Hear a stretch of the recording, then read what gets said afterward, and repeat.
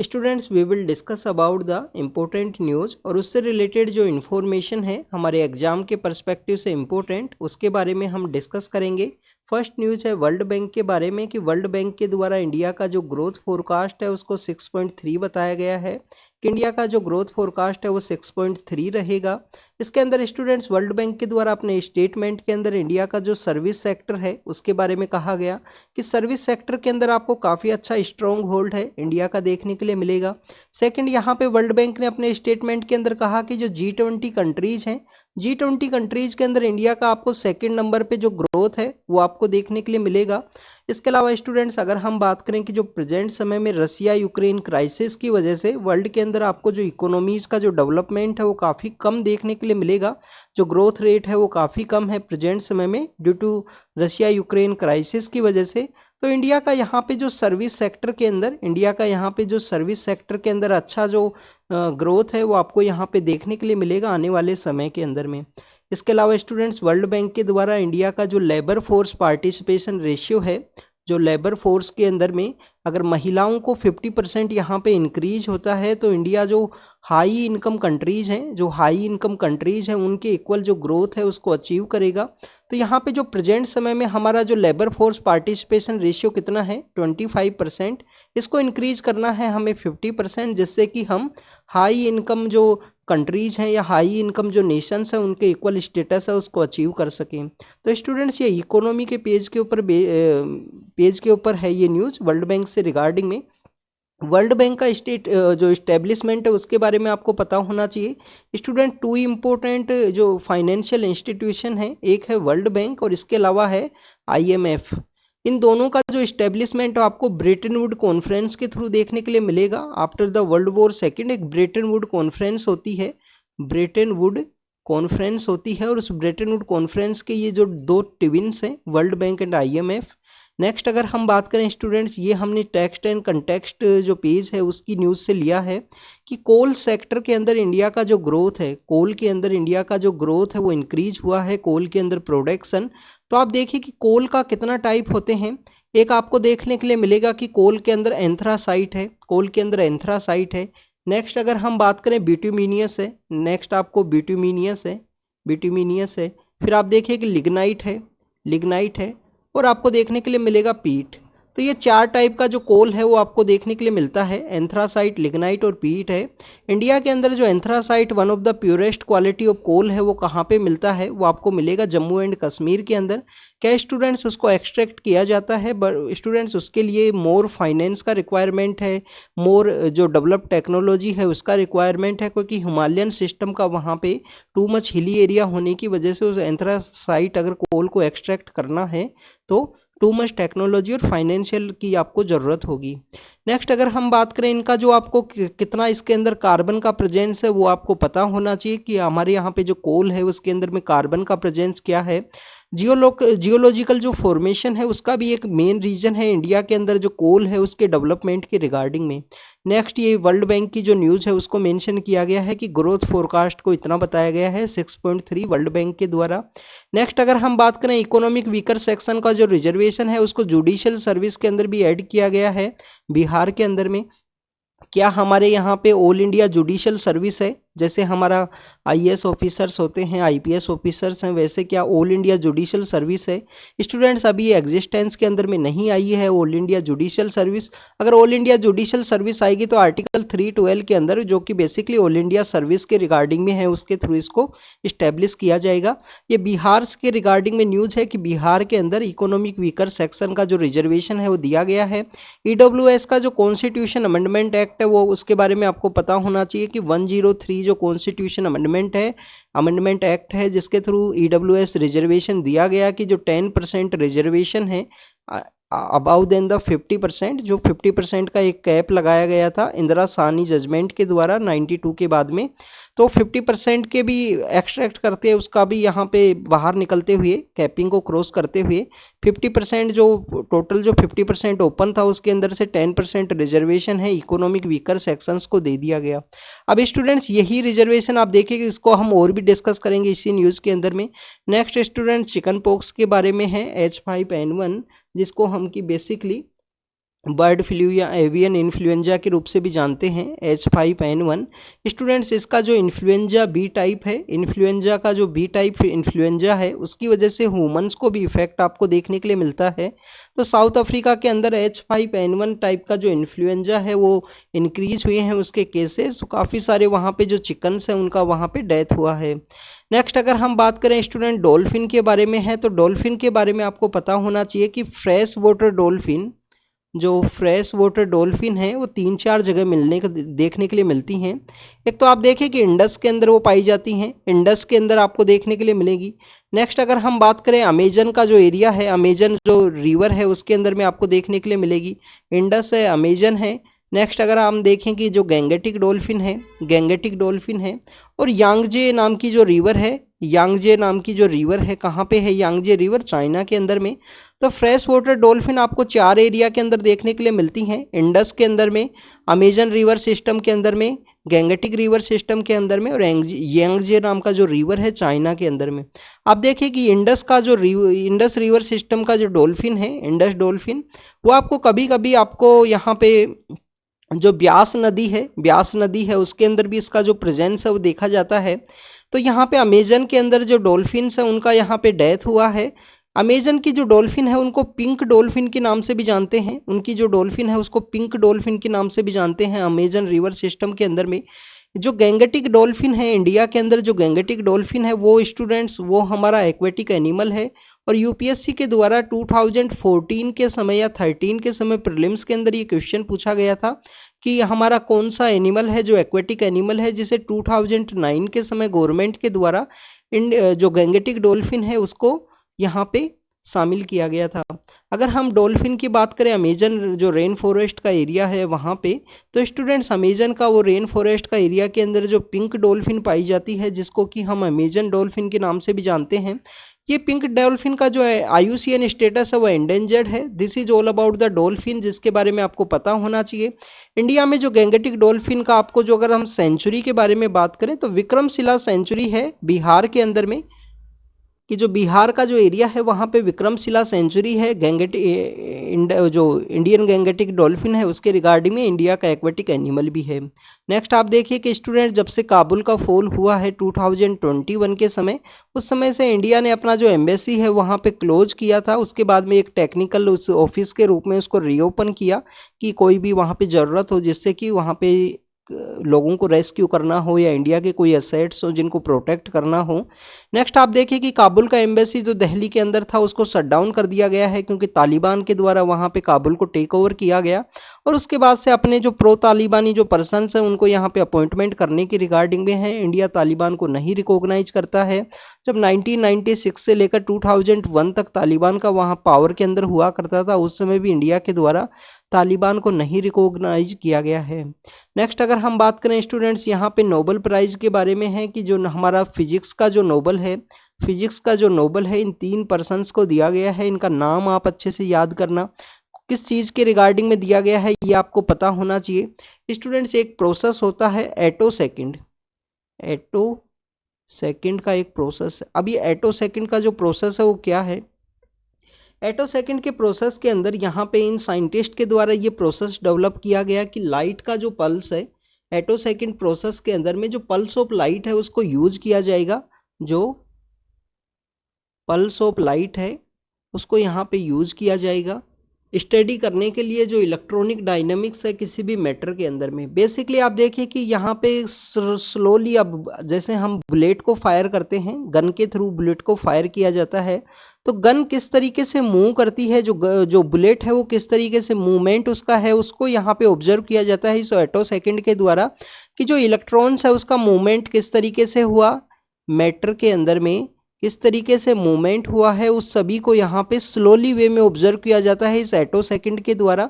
This is all about the contribution. Attosecond जो physics का एक कॉन्ट्रीब्यूशन है जिसके थ्रू यहाँ पे इंटरेक्शन, मैटर के अंदर जो इंटरेक्शन है उसको कैप्चर किया जाए, इलेक्ट्रॉनिक कैसे यहाँ पे मूवमेंट जो फास्टर है उसको स्लोली किस तरीके से जो 100 एंड माइक्रो सेकेंड जो स्लोली का यहाँ पे कॉन्सेप्ट है, जिसके थ्रू इसको किस तरीके से ऑब्जर्व किया जाए, that is all about this development attosecond, जिसके लिए इनको जो नोबेल प्राइज दिया गया है। ये 3 पर्सन्स का नाम आपको पता होना चाहिए, प्रोसेस का नाम आपको पता होना चाहिए। कल हमने जो मेडिसिन का जो हमारा जो नोबेल प्राइज है उसके बारे में डिस्कस किया था कि मेडिसिन के अंदर में दो पर्सन्स को दिया गया है। mRNA जो वैक्सीन है, मैसेंजर RNA का जो वैक्सीन है, उसके रिगार्डिंग में हमने डिस्कस किया था। तो आपको इस नोबेल प्राइज के बारे में पता होना चाहिए कि साइंस में क्या होता है कि साइंस के सेक्टर के अंदर इनडायरेक्टली वे में क्वेश्चन आपसे पूछ लिया जाएगा। अब इलेक्ट्रॉन्स आपके लिए इंपॉर्टेंट है, तो इन तीनों का डिस्कवरी किसके द्वारा किया गया, रदरफोर्ड का जो मॉडल था वो क्या था, ये सब आपको यहाँ पे पता होना चाहिए। बेसिक जो साइंस की इंफॉर्मेशन है। नेक्स्ट आपको एक बात और पता होनी चाहिए कि हमने नोबेल प्राइज के बारे में डिस्कस किया था कि कितने सेक्टर्स के अंदर उसको दिया जाता है। इकोनॉमिक्स का जो प्राइज है 1968 के समय ऐड किया गया। कौन सी लोकेशंस के ऊपर दिया जाता है, क्या दो सारे प्राइज हैं जो स्टॉकहोम में दिए जाते हैं, या आपको पीस प्राइज है वो ओस्लो के अंदर दिया जाता है, ये आपको इन्फॉर्मेशन पता होनी चाहिए। एक इन्फॉर्मेशन आपको ये भी होनी चाहिए कि जो 3 लोग हैं उनको ही जो नोबेल प्राइज है वो दिया जाता है, 3 लोगों को मैक्सिमम दिया जा सकता है।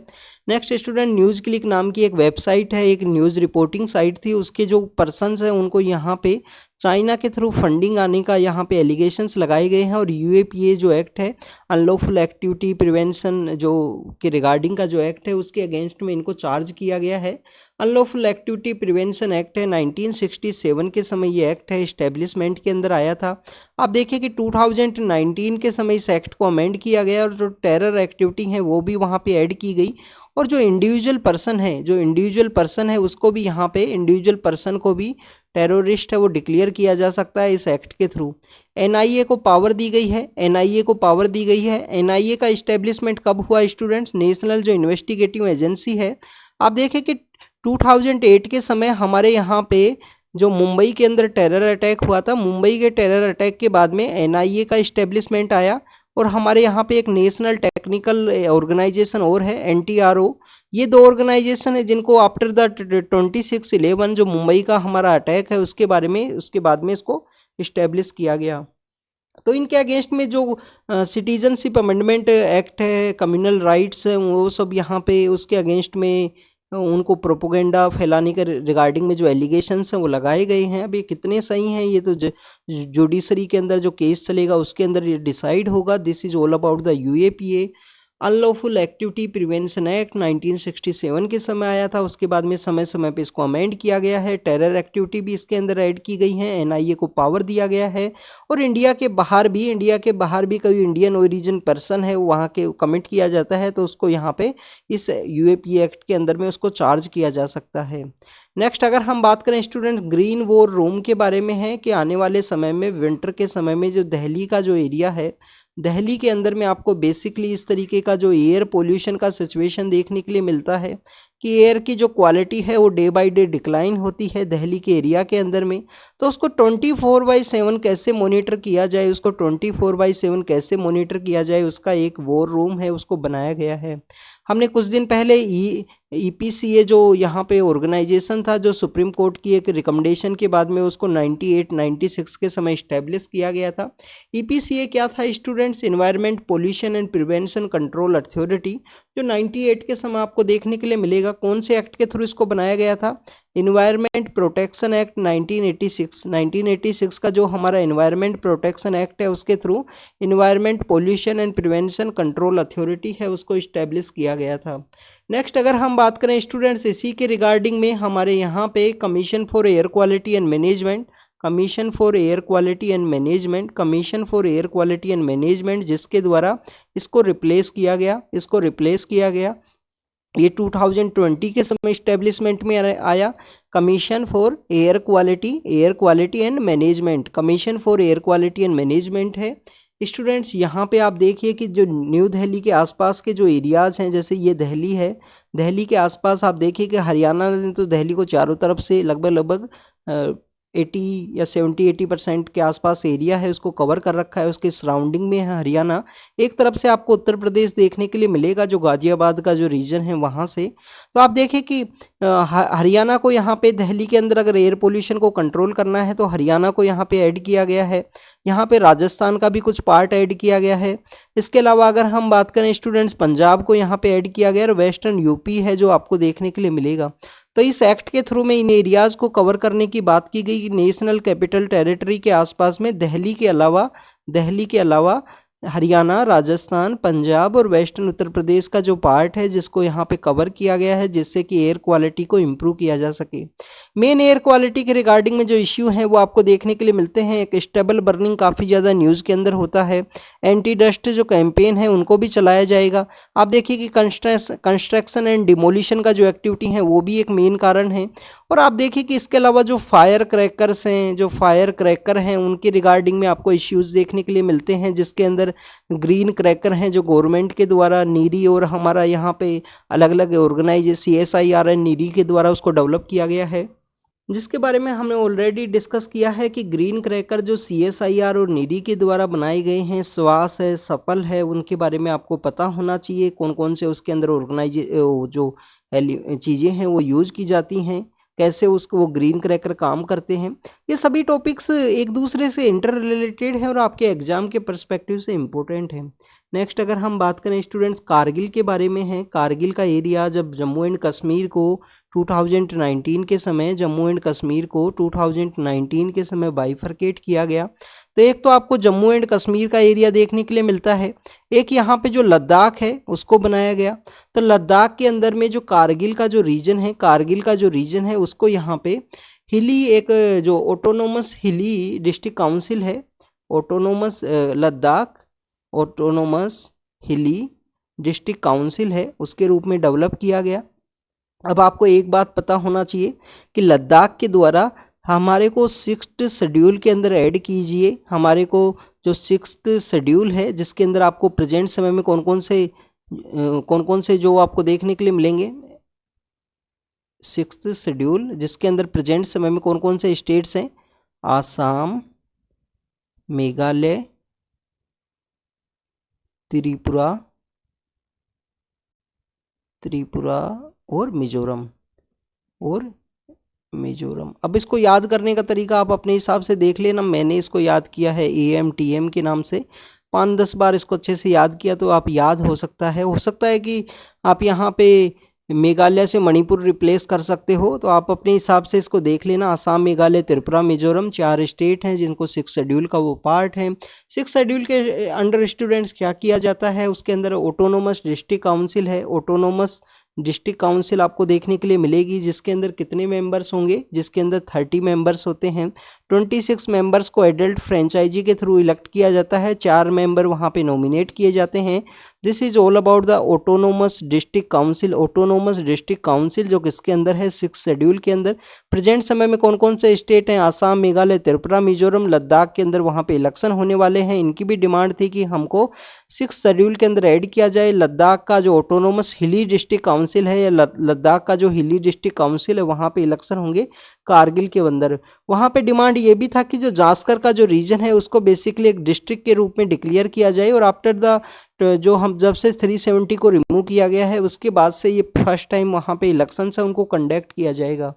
तो this is all about the Kargil के बारे में, लद्दाख के बारे में है। वहाँ पे इंपॉर्टेंट कुछ वैली हैं जैसे कि सुरू वैली है, इन सभी के बारे में आपको पता होना चाहिए। यूपीएससी ने 2020 के समय भी एक वैली है वहाँ पे, उससे रिलेटेड क्वेश्चन पूछा था नुब्रा वैली के बारे में कि नुब्रा वैली कहाँ पे सिचुएटेड है, उससे रिलेटेड वहाँ की जो रिवर्स हैं उसका क्वेश्चन पूछा गया था 2020 के प्रीलिम्स के अंदर में। नेक्स्ट अगर हम बात करें स्टूडेंट्स, कांग्रेस के जो पॉलिटिकल लीडर हैं राहुल गांधी, वो यहाँ पे गोल्डन टेम्पल की विजिट के लिए गए, वहाँ पे उनके द्वारा जो सेवा है वो की गई। आप देखिए कि अगर हम बात करें गोल्डन टेम्पल के बारे में तो सबसे पहले आपको गोल्डन टेम्पल के बारे में पता होना चाहिए कि 1574 के समय इसका इस्टेब्लिशमेंट किया गया। हमारे जो फोर्थ सिख गुरु हैं उनका क्या नाम है, गुरु रामदास हैं, उनके द्वारा इसका जो इस्टेब्लिशमेंट है वो किया गया। गुरुज का जो नाम है, जो हमारे 10 सिख गुरु हैं, उनका नेम आप एक बार ज़रूर से याद कर लेना। पहले एक बार CDS के पेपर के अंदर ऐसा क्वेश्चन पूछा गया था। जो टोटल गुरुज हैं हमारे 10, और अभी प्रेजेंट समय में जो गुरुशिप है वो किसके अंदर आपको देखने के लिए मिलती है। प्रेजेंट समय में आपको जो गुरुशिप है, जब 10 सिख गुरु हुआ करते थे गुरु गोविंद सिंह, उनके द्वारा जो गुरुशिप है उसको यहाँ पे गुरु ग्रंथ साहिब के अंदर ट्रांसफ़र किया गया। तो प्रेजेंट समय में जो गुरु ग्रंथ साहिब है, जो बुक है, वही एक लिविंग गुरु के रूप में उसको देखा जाता है कि वो लिविंग गुरु है।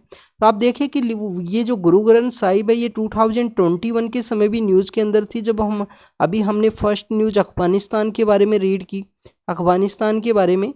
तो वहाँ से हमारे जो सिख कम्युनिटी से रिलेटेड जो पर्सन्स हैं, उनको वहाँ से लाया गया था 2021 के अंदर, जब वहाँ पे तालिबान के द्वारा पावर को टेक ओवर किया गया।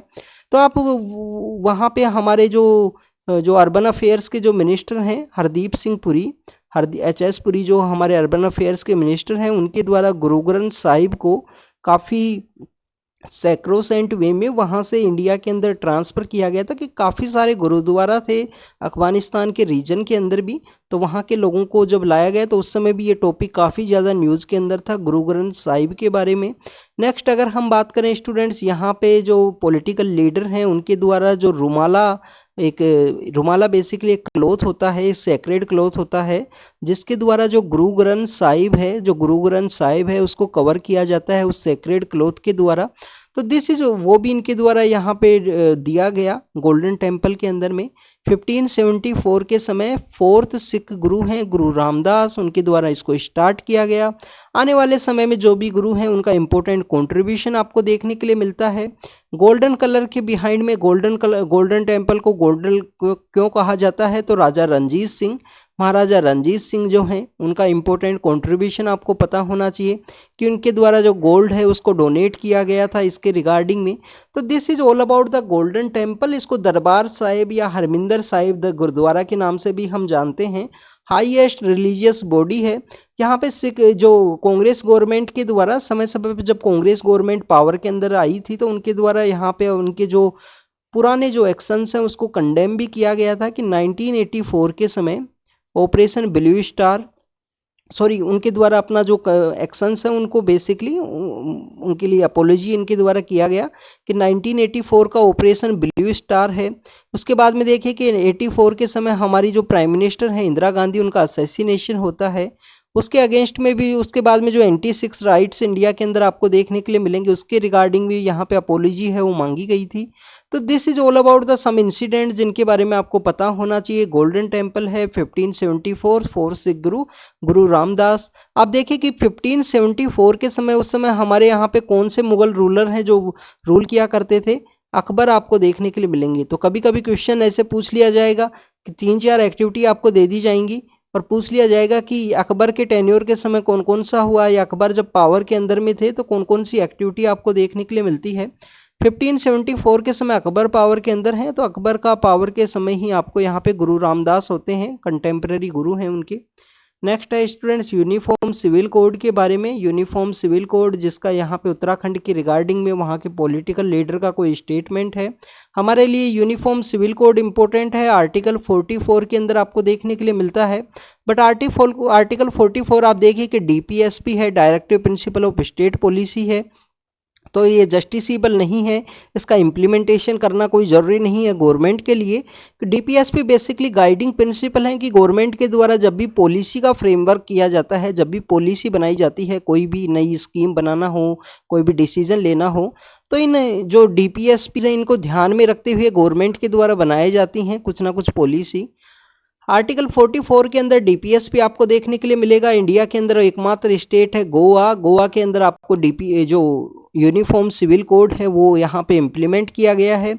वहाँ पे पोर्तुगीज़ के रीजन के समय से ही जो आपको यूनिफॉर्म सिविल कोड है वो देखने के लिए मिलता है।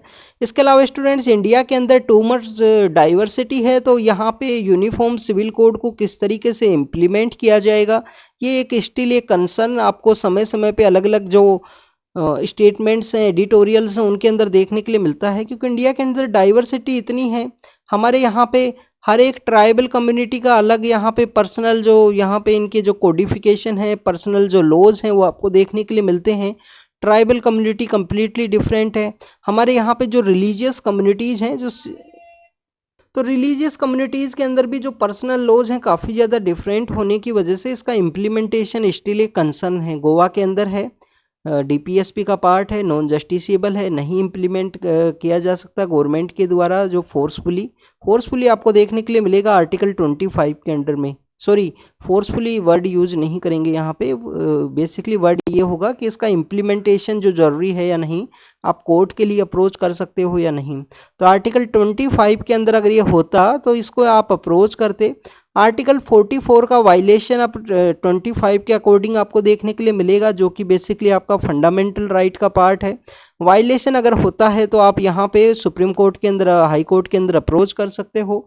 25 क्या है, आपको फ्रीडम है आपका, फ्रीडम ऑफ कंसाइंस है, फ्रीडम ऑफ कंसाइंस है, profess practice and propagation, profess practice and propagation का आपको राइट है यहाँ पे इस आर्टिकल 25 के अंडर में। तो आपका रिलीजियस राइट यहाँ पे दिया गया है कि आपका कंसाइंस है। कंसाइंस बेसिकली किस तरीके से है आपके ऊपर कंप्लीटली डिपेंड करता है। आप इसको प्रोफेस भी कर सकते हो, अपने रिलीजन को प्रैक्टिस भी कर सकते हो और प्रोपोगेट भी कर सकते हो। फोर्सफुली आप किसी को कन्वर्ट नहीं कर सकते, बट अगर कोई पर्सन अपने कंसाइंस के थ्रू यहाँ पे कन्वर्ट होना चाहता है एक रिलीजन से दूसरे रिलीजन के अंदर में, तो वो उसको किया जा सकता है, वो अडोप्ट कर सकता है। आप देखिए कि ये आर्टिकल काफ़ी ज़्यादा यूज़ आपको देखने के लिए मिलेगा। क्रिश्चियन मिशनरीज़ के अगेंस्ट में रिलीजियस कम्युनिटीज़ के द्वारा यूज़ किया जाता है। तो इसके एक्सेप्शन क्या हैं? क्या यहाँ पे हेल्थ का जो ग्राउंड है उसको भी एक्सेप्शन के रूप में रखा गया है।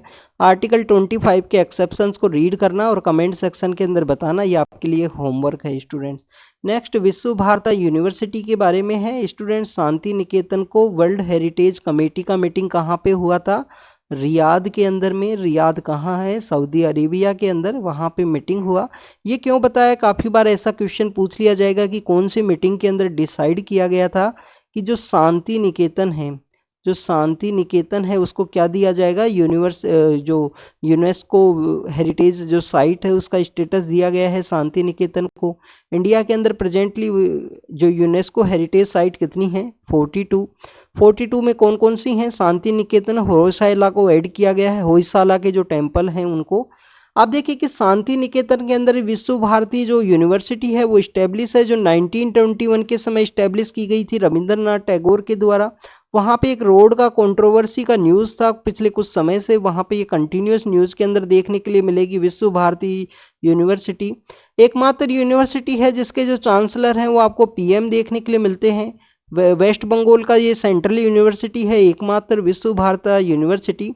शांति निकेतन क्या है? Shanti Niketan basically student town है जहाँ पे ये यूनिवर्सिटी सिचुएटेड है। इस टाउन को रविंद्रनाथ टैगोर के द्वारा डेवलप किया गया और इनिशियल फेज में 1863 का जो फेज है उस समय में उनके जो पिता हुआ करते थे देवेंद्रनाथ टैगोर, उनके द्वारा यहाँ पे एक शांति आश्रम है, एक जो शांति आश्रम है उसको इस्टेब्लिश किया गया था वहाँ पे।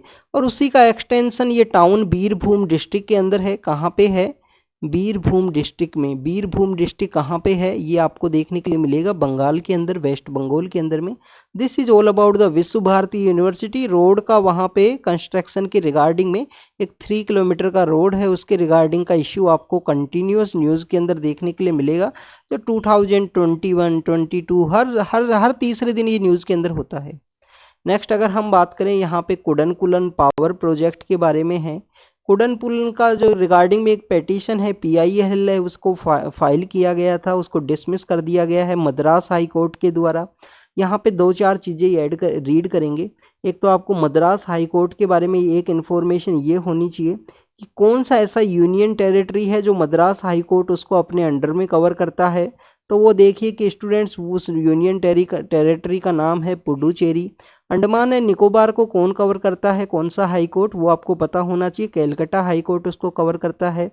पब्लिक इंटरेस्ट लिटिगेशन के बारे में बात करेंगे। Public interest litigation HR Khanna नाम के हमारे HR खन्ना नाम के जो एक इम्पोर्टेंट जूरिस्ट हुआ करते थे हमारे कंट्री के, उनके द्वारा PIL है उसका कॉन्सेप्ट स्टार्ट किया गया था। स्टूडेंट्स, PIL के बारे में अगर हम बात करें, और भी काफ़ी इंपॉर्टेंट पर्सन्स हैं इस PIL के रिगार्डिंग में जिनके द्वारा इसको इनिशिएट किया गया। अगर हम बात करें स्टूडेंट्स PIL के बारे में, तो पब्लिक इंटरेस्ट के रिगार्डिंग में आप लिटिगेशन है उसको फाइल करते हो कोर्ट के अंदर में, उसको PIL का कॉन्सेप्ट देखा गया है। इसको एक कारण भी माना जाता है कि टू मच केसेस का जो कॉन्सेप्ट या जुडिशरी के अंदर जो एक्टिविज्म, जुडिशरी का एक्टिविज्म नहीं स्टूडेंट्स, जो जुडिशरी का एक्टिविज्म तो क्या होता है बेसिकली कि हमारे यहाँ पे 3 जो ब्रांच है गवर्नेंस का, एग्जीक्यूटिव, लेजिस्लेचर एंड जुडिशरी, तो जुडिशरी के द्वारा दूसरी यहाँ पे जो ब्रांच है उनको डिसीजन दिया जाए कि आप ऐसा काम कीजिए, that is something judicial activism या जुडिशियल ओवर रीच का कॉन्सेप्ट के अंदर आपको देखने के लिए मिलेगा। यहाँ पे टू मच कोई भी गवर्नमेंट का पॉलिसी है उसके अगेंस्ट में PIL फाइल कर दिया गया, डेट इज पेंडेंसी के रिगार्डिंग में माना जाता है। नेक्स्ट हम बात करेंगे कुडनकुलम प्रोजेक्ट के बारे में।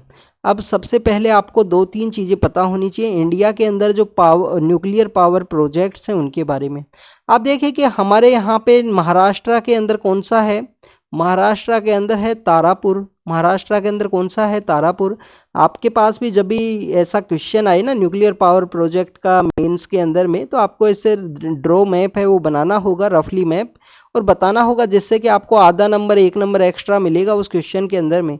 और यही कम्प्लीटली हार्डवर्क है स्टूडेंट्स कि 20 क्वेश्चंस के अंदर में अगर आप यहाँ पे अगर 15 क्वेश्चंस में भी आउट ऑफ 15 क्वेश्चंस में भी आप हाफ मार्क या 1 मार्क का एक्स्ट्रा कुछ एफर्ट्स करते हो, तो आपके यहाँ पे देखिए कि 15 नंबर एक्स्ट्रा होते हैं। और 4 GS के पेपर हैं तो कितने नंबर होंगे, 60 मार्क्स। 4 GS के अगर आपके पेपर हैं तो कितने मार्क्स हुए, 60। और आप देखना कट ऑफ अगर यहाँ पे मेंस का कट ऑफ अगर 700 है और आप यहाँ पे स्कोर करते हो 760, तो आपका जो रैंक है वो कहाँ पे होगा, आपका बेसिकली जो सर्विस है वो कितना ऊपर होगा। कभी भी रिजल्ट के बाद में आप इसको एनालाइज कर लेना। तो यही कम्प्लीटली हार्ड वर्क है कि एवरेज जो बच्चे लिखने वाले हैं आंसर, उनसे हम एक एक नंबर कैसे एक्स्ट्रा यहाँ पे गेन करें जिससे कि हमें सक्सेस मिले एग्जाम के अंदर में। तो तारापुर है। अगर हम बात करें हमारे कर्नाटका के बारे में, तो कर्नाटका का जो न्यूक्लियर पावर प्रोजेक्ट है उसका नाम है कैगा। आपको जो सूरत के पास में एक जगह है काकरा पर, सूरत के पास में एक जगह है, क्या नाम है, काकरा पर, तो उसका वहाँ पे आपको देखने के लिए मिलेगा। राजस्थान के अंदर कोटा के पास एक जगह है रावत भाटा, कोटा के पास एक जगह है रावत भाटा। अब रावत भाटा के बारे में आपको ये पता होना चाहिए कि रावत भाटा कोटा डिस्ट्रिक्ट के अंदर नहीं आता है वैसे। नेक्स्ट अगर हम बात करें स्टूडेंट्स, यहाँ पे कैगा हुआ, तारापुर हुआ, काकरा पर हुआ, रावत भाटा हुआ। उत्तर प्रदेश के अंदर आपको एक देखने के लिए मिलेगा नरोरा। इसके अलावा हरियाणा के अंदर एक फतेहाबाद जो डिस्ट्रिक्ट है उसके अंदर बनाया गया है गोरखपुर गांव है, क्योंकि वहाँ पे ये याद रखना गोरखपुर ये उत्तर प्रदेश का गोरखपुर नहीं है, वो eastern part of Uttar Pradesh के अंदर में देखने के लिए मिलेगा। वो गोरखपुर के अंदर एक जगह है पडरौना, और वहाँ पे किसका डेथ हुआ था, हमारे भगवान जो बुद्ध हैं, भगवान बुद्ध का जो अंतिम जो उन्होंने महापरिनिर्वाण है उसको कहाँ पे अचीव किया, जो उनका जो डेथ होता है वो कहाँ पे होता है, गोरखपुर के अंदर में। गोरखपुर में एक जगह है पडरौना, वहाँ पे। तो ये जो गोरखपुर है ये कोई गांव है, कोई सिटी नहीं है। और उत्तर प्रदेश के गोरखपुर से रिलेटेड एक और इन्फॉर्मेशन आपको पता होनी चाहिए कि वहाँ पे जो गीता प्रेस है वो आपको देखने के लिए मिलती है, गीता प्रेस है। और गांधी जो पीस प्राइज है, गांधी जो पीस प्राइज है वो इस साल जो दिया गया है वो किसको दिया गया है, गीता प्रेस को दिया गया है। एक मारवाड़ी पर्सन हुआ करते थे जिनके द्वारा ये गीता प्रेस है जिसको स्टार्ट किया गया। स्टूडेंट्स अगर हम बात करें, ये हमारा सपोज कीजिए तमिलनाडु है, तो तमिलनाडु के अंदर यहाँ पे मद्रास के अंदर आपको देखने के लिए मिलेगा कलपक्कम, मद्रास भी नाम लिया जाता है उसका न्यूक्लियर पावर प्लांट का। और यहाँ पे सिचुएटेड है कुडनकुलम प्रोजेक्ट। कुडनकुलम काफ़ी बड़ा है, 6 यूनिट इसके अंदर हैं। रसिया के द्वारा सपोर्ट किया गया है, किसके द्वारा सपोर्ट किया गया है, रसिया के द्वारा। This is all about the Kudankulam. उसका जो पेटिशन है वो फाइल हुआ था, इसके अगेंस्ट में काफ़ी सारा वहाँ पे प्रोटेस्ट भी देखने के लिए मिला। काफ़ी सारे वहाँ की जो कम्युनिटीज़ के द्वारा, गाँव के द्वारा, वहाँ के जो लोकल विलेज हैं उनके द्वारा जो कंसर्न्स है वो भी रेज किए गए थे कि यहाँ पे हमारे यहाँ पे न्यूक्लियर जो रेडियो एक्टिविटी स्प्रेड हो सकती है, इस प्रोजेक्ट की वजह से हमारा जो पानी है वो ख़राब हो सकता है। उसका अलग अलग चीज़ें आपको देखने के लिए मिलेंगी। नेक्स्ट अगर हम बात करें सस्पेंशन ऑफ एमपीज़ के बारे में, है कि जो एनडीए जो गवर्नमेंट है उसके समय एमपीज़ का जो सस्पेंशन है वो इंक्रीज हुआ है। तो आपको एक बात पता होनी चाहिए कि हाउस का जो डेकोरम है उसको मेंटेन करने का पावर किसके पास है? हाउस के अंदर जो स्पीकर होता है, आप जब लक्ष्मीकांत के अंदर चैप्टर 22 है जो पार्लियामेंट चैप्टर है उसको रीड करना स्पीकर के बारे में, तो आप देखना उसके अंदर बताया जाएगा he is the first person. House के अंदर डिसिप्लिन को मेंटेन करना, हाउस के जो रूल्स एंड रेगुलेशंस हैं उनको इम्प्लीमेंट करना सब स्पीकर के हाथ में है। तो स्पीकर के पास कुछ पावर्स होती हैं। हाउस की जो रूल बुक है उसके थ्रू में हाउस की जो रूल बुक जो स्पीकर को पावर देती हैं, जिसके थ्रू यहाँ पे जो सस्पेंशन किया जाता है मेंबर ऑफ पार्लियामेंट्स का, अगर इनके द्वारा कुछ डिस्टरबेंस है वो किया गया है, कहाँ पे डिस्टरबेंस कहाँ पे किया गया? पार्लियामेंट का प्रोसीडिंग के अंदर में, जिसके अंदर आप देखिए कि रूल नंबर 373 है, 374A है। 374A के थ्रू तो आपको देखिए कि 5 कंसेक्यूटिव जो सीटिंग्स हैं उसके लिए सस्पेंड कर दिया जाता है किसी भी मेंबर ऑफ पार्लियामेंट के अंदर को। राज्यसभा के अंदर आपको रूल नंबर 255 देखने के लिए मिलेगा, जिसके थ्रू वहाँ पे सस्पेंड किया जाता है। बाकी यहाँ पे आपको एक आपके लिए होमवर्क है। होमवर्क क्या है? आपको यहाँ पे बताना है कि स्पीकर जो लोकसभा के जो स्पीकर हैं और जो राज्यसभा के जो चेयरमैन हैं, इनको क्या यहाँ पे जो सस्पेंशन का जो पावर है, मेंबर ऑफ पार्लियामेंट का जो सस्पेंशन का पावर है, क्या वो सिमिलर है? क्या यहाँ पे राज्यसभा के जो चेयरमैन हैं उनको कम पावर दी गई है, वो सस्पेंड नहीं कर सकते क्या? ये आपको यहाँ पे पता होना चाहिए। इसके बारे में आप रीड करना, ये आपका होमवर्क है। नेक्स्ट स्टूडेंट्स, नागोर्नो काराबाख के बारे में बात करेंगे। ये मैंने बेसिकली गूगल मैप से लिया है। ये अर्मेनिया का रीजन है। अब देखिए ये अर्मेनिया है, ये अर्मेनिया है, ये अजरबैजान है। ये कौन सा सी है? कैस्पियन सी है। कैस्पियन सी के कितने कंट्री हैं सराउंडिंग में? नाम हम याद करते हैं तारीख के साथ में। तुर्कमेनिस्तान, ए से कौन है? अजरबैजान। आर से कौन है? रसिया है, यहाँ आपको रसिया देखने के लिए मिलेगा। आई से कौन है? इधर से जो ईरान है, ईरान को तो याद करना वैसे भी इजी है यहाँ पे। कैसे? आप देखिए कि हम हमारा जो वेटलैंड है उसके रिगार्डिंग में कन्वेंशन को रीड करते हैं, रामसर कन्वेंशन। तो ये रामसर की जो साइट है कैस्पियन सी के साथ ही अपना एरिया शेयर करता है। रामसर का जो सिटी है ईरान के अंदर में, जो वेटलैंड्स के प्रोटेक्शन के रिगार्डिंग में है। इंडिया में कितनी साइट है रामसर की? प्रेजेंट समय में 75 है। और के से आपको कौन सा देखने के लिए मिलेगा? कजाकिस्तान है। This is all about the तारीख, जो 5 कंट्रीज हैं जिनके बारे में आपको पता होना चाहिए। आर्मेनिया एक लैंडलॉक कंट्री है। आर्मेनिया लैंडलॉक कंट्री है। आर्मेनिया के सराउंडिंग कंट्रीज कौन कौन से हैं? आप देखें कि यहाँ पे नॉर्थ के पार्ट के अंदर आपको देखने के लिए मिलेगा, नॉर्थ के पार्ट के अंदर आपको कौन सा कंट्री देखने के लिए मिलेगा? जॉर्जिया। जॉर्जिया नॉर्थ के अंदर है। ईस्ट के पार्ट के अंदर कौन है? अजरबैजान है। ईस्ट के पार्ट के अंदर कौन है? अजरबैजान है। अजरबैजान का कैपिटल कौन सा है स्टूडेंट्स? बाकू। बाकू अजरबैजान का कैपिटल है। नेक्स्ट अगर हम बात करें स्टूडेंट्स, सदर्न पार्ट के अंदर आपको कौन देखने के लिए मिलेगा? साउथ पार्ट के अंदर आपको देखने के लिए मिलेगा ईरान। यहाँ पे ईरान है नीचे। और नेक्स्ट यहाँ पे अगर हम बात करें वेस्टर्न पार्ट के अंदर आपको देखने के लिए मिलता है तुर्की, जिसका को नाम दिया गया है तुर्की।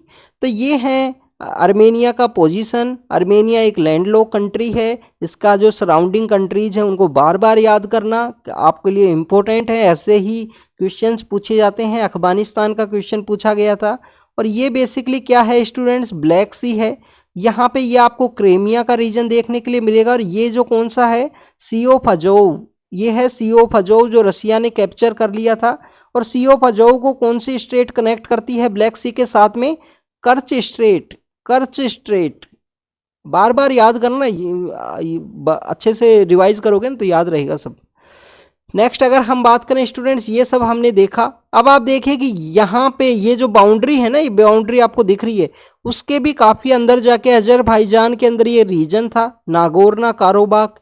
अब ये ऐसा रीजन है जिसके रिगार्डिंग में यहाँ पे वर्ल्ड वॉर 1 का जो समय है, ओटोमन जब एम्पायर हुआ करता था उस समय से आपको कन्फ्लिक्ट देखने के लिए मिलती है इस अजरबैजान के रिगार्डिंग में। तो अजरबैजान का कन्फ्लिक्ट काफ़ी पुराना है। प्रेजेंट समय में ये नागोर्नो काराबाख का जो कन्फ्लिक्ट है वो काफ़ी ज़्यादा पुराना है। अजरबैजान के द्वारा उसको टेक ओवर किया गया है। आर्मेनिया ने अपने जो लोग हैं वहाँ से निकाल लिए हैं, अपने एरियाज़ के अंदर उसको शिफ्ट किया गया है। नेक्स्ट अगर हम बात करें रसिया के द्वारा आर्मेनिया को जो सपोर्ट है वो नहीं दिया गया, क्योंकि आर्मेनिया यहाँ पे इंटरनेशनल जो क्रिमिनल कोर्ट है उसको ज्वाइन करने के रिगार्डिंग उन्होंने जो प्रोसीडिंग है वो स्टार्ट कर दी थी। तो रसिया के द्वारा जो सपोर्ट है वो यहाँ पे नहीं प्रोवाइड किया गया। अब आपके लिए यहाँ पे एक होमवर्क भी है, होमवर्क नहीं है, बेसिकली आपको यहाँ पे याद रखना है कि आर्मेनिया का जो वेस्टर्न पार्ट है ना, आर्मेनिया का जो वेस्टर्न पार्ट है जिसके अंदर आपको टर्की देखने के लिए मिलता है मेजरली रूप से, इस वेस्टर्न पार्ट के अंदर में एक एनक्लेव है। एक एनक्लेव का नाम है नक्स्की वन या जो भी नेम है आप याद कर लेना। ये एनक्लेव बेसिकली अजरबैजान का है जो इधर वेस्टर्न पार्ट के अंदर आपको देखने के लिए मिलेगा। जैसे कि हम लेनिनग्राड के बारे में रीड करते हैं कि रसिया का एरिया खत्म होने के बाद में लेनिनग्राड कहाँ पे सिचुएटेड है, आउटसाइड रसिया एक पार्ट है वहाँ पे सिचुएटेड है। तो this is all about the Azerbaijan Nagorno Karabakh, जो अब अजरबैजान के द्वारा टेक ओवर कर लिया गया है आर्मेनिया, और इनका कन्फ्लिक्ट 2020, 1906, 2016 समय समय पे कन्फ्लिक्ट आपको देखने के लिए मिलता है। एक ऑर्गेनाइजेशन है स्टूडेंट्स, नाम है उल्फा। उल्फा ऑर्गेनाइजेशन आपको कहाँ पे देखने के लिए मिलेगा, आसाम के अंदर है ये ऑर्गेनाइजेशन। उन्होंने अपने 2 लोगों को यहाँ पे कैपिटल पनिशमेंट दिया था कि उनको लग रहा था कि ये इंडियन आर्मी के लिए यहाँ पे स्पाई कर रहे हैं, यहाँ पे जांच वांच कर रहे हैं, देख रहे हैं इस एरिया के लिए। तो उल्फा बेसिकली क्या है, ये यहाँ पे इनका एक मकसद है कि आसाम को हम लिबरेट कराएंगे, ऐसा इनका एक आपको लिबरेशन टाइप के जो मूवमेंट इनके देखने के लिए मिलते हैं कि हम आसाम को सेपरेट का एक कंट्री बनाएंगे। बट आप देखें कि आपको उल्फा का नाम इस वजह से पता होना चाहिए कि कभी इंटरनल सिक्योरिटी का क्वेश्चन पूछ लिया जाए, इंसर्जेंसी का क्वेश्चन आपसे पूछ लिया जाए, तो आपको एक बात पता होनी चाहिए कि हमारा जो एरिया है ना, जो कंट्री है उसके अंदर इंटरनल सिक्योरिटी के कौन कौन से ऐसे थ्रेट हैं। जैसे आपको एक रेड कॉरिडोर थ्रेट आपको देखने के लिए मिलेगा जिसका कुछ एक्सटेंशन सूरत के आसपास भी था। तो ये क्या है, ये नक्सलाइट मूवमेंट है।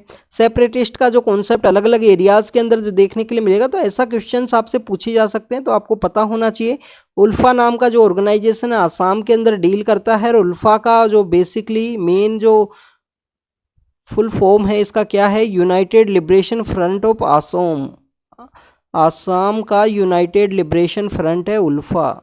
नेक्स्ट अगर हम बात करें न्यूज़ क्लिक के जर्नलिस्ट को पकड़ लिया गया है। आर्टिकल 19 हमको basically freedom of speech and expression का पावर देता है। प्रेस को इस तरीके से सप्रेस का जो क्वेश्चन उनके द्वारा उठाए गए हैं प्रेस के द्वारा, जिसमें एडिटर गिल्ड ऑफ इंडिया है।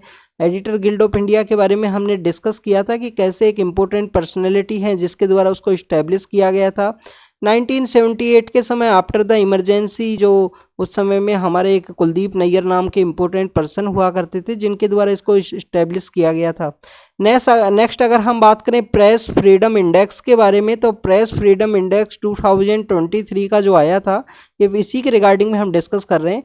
इंडिया का रैंक कितना था प्रेस फ्रीडम इंडेक्स के अंदर में, 161 है। और प्रेस फ्रीडम डे कब मनाते हैं हम, प्रेस डे मनाते हैं 3 मई को। उसी दिन ये रिपोर्ट निकाली जाती है। प्रेस फ्रीडम इंडेक्स इंडिया की रैंक है 161 उसके अंदर में। नेक्स्ट अगर हम बात करें, यहाँ पे एक पर्सन है जिसको बेल दिया गया, पुलिस अथॉरिटीज़ के द्वारा कहा गया कि आप अपना जो गूगल का लोकेशन है हमको शेयर कीजिए। गूगल का लोकेशन से हमारा पता रहेगा कि आप इस एरिया को छोड़ के जाओगे या नहीं जाओगे, जिसके रिगार्डिंग में तो सुप्रीम कोर्ट ने इसे केएस पुट्टास्वामी केस हमारा क्या है, केएस पुट्टास्वामी हमको बेसिकली राइट टू प्राइवेसी देता है आर्टिकल 21 के अंडर में। तो सुप्रीम कोर्ट ने इसे प्राइवेसी का वायलेशन के रूप में इसको माना गया सुप्रीम कोर्ट के द्वारा। नेक्स्ट स्टूडेंट्स ईडब्ल्यूएस केस के रिगार्डिंग में है। आपको ये पता होना चाहिए कि 1989 के समय जो मंडल का रिकमेंडेशंस मानी गई थी, मंडल कमीशन की जो रिकमेंडेशन, मंडल कमीशन का फॉर्म हुआ था 1978 के समय, जब जनता गवर्नमेंट पावर के अंदर आई। उस समय बीपी मंडल नाम के पर्सन हुआ करते थे, उनकी लीडरशिप में मंडल कमीशन बना जो बिहार से बिलोंग करते थे। तो 1989 के समय जो वीपी सिंह गवर्नमेंट पावर के अंदर हुआ करती थी, उनके द्वारा इस मंडल कमीशन की रिकमेंडेशंस को इम्प्लीमेंट किया। 27% जो रिजर्वेशन है वो प्रोवाइड किया गया। अदर जो बैकवर्ड क्लासेज हैं उनको जो है सोशल एजुकेशनली वे में बैकवर्ड है। 1992 के अंदर में एक केस आया। केस का नाम है इंदिरा साहनी केस। केस का नाम है इंदिरा सुहानी केस। इंदिरा सुहानी केस के अंदर क्या बोला गया कि ये जो 27% रिजर्वेशन है उसको वैलिड माना गया और यहाँ पे कह दिया गया कि 15% का कैपिंग होगा। मीन्स टोटल अगर 100% है ना, तो 15% का आपको सारा रिजर्वेशन आएगा, schedule caste, schedule tribe, OBC, और 50% यहाँ पे ओपन रहेगा मेरिट के पर्सपेक्टिव में।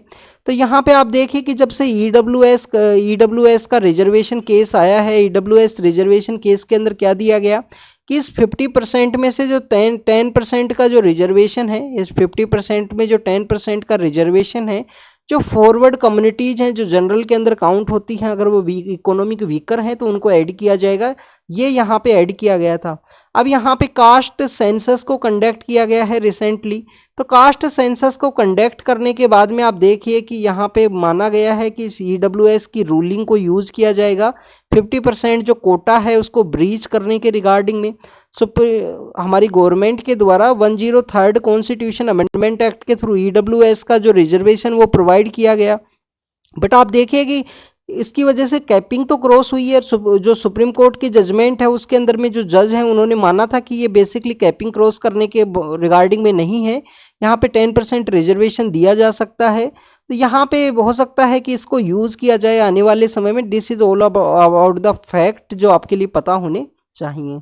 नेक्स्ट अगर हम बात करें स्टूडेंट, जब 2014 के समय हमारे यहाँ पे स्वच्छ भारत अभियान आया तो हमारे रूरल एरियाज़ के अंदर जो टॉयलेट का यूज़ इंक्रीज हुआ। एक तो मूवी भी आया था, अक्षय कुमार का एक मूवी भी था टॉयलेट के रिगार्डिंग में।